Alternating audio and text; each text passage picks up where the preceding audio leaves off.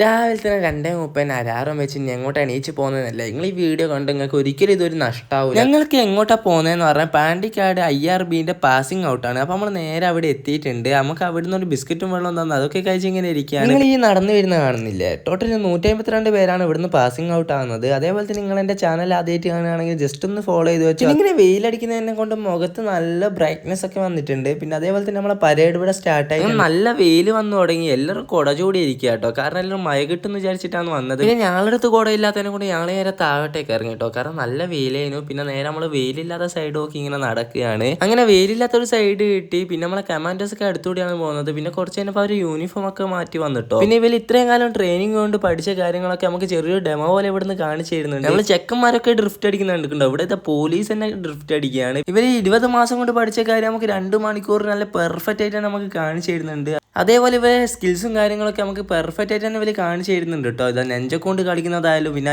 മറ്റേ വടി കൊണ്ട് കളിക്കുന്നതും ഇങ്ങനെ രണ്ടാളെങ്ങനെ ഹാൻഡിൽ ചെയ്യുന്നതും അതേപോലെ തന്നെ ഓട് കൈ കൊണ്ടും തലയെ കൊണ്ട് അടിച്ച് പൊളിക്കുന്നത്, അതേപോലെ തന്നെ ഇങ്ങനത്തെ റിങ്ങിൻ്റെ ഉള്ളിൽ കൂടി ചാടുന്നതും പിന്നെ ഒരുപാട് അടിപൊളി കാര്യങ്ങളൊക്കെ നമുക്ക് ഇവിടുന്ന് കാണിച്ചു തന്നിട്ടുണ്ട്. അപ്പോൾ ഇതാ ഈ നടന്നു പോകുന്ന രണ്ടാമതുള്ളതാണ് നമ്മളെ ഷാബൂക്ക. പിന്നെ ഷാബൂക്കാക്ക് ഒരു പ്രത്യേകത ഉണ്ട്. എന്താണെന്ന് പറഞ്ഞാൽ ഈ ബേജിൽ ബെസ്റ്റ് ഔട്ട്ഡോർ ആയിട്ട് പെർഫോമൻസ് ചെയ്തൊക്കെ നമ്മളെ ഷാബൂക്ക് തന്നെയാണ്.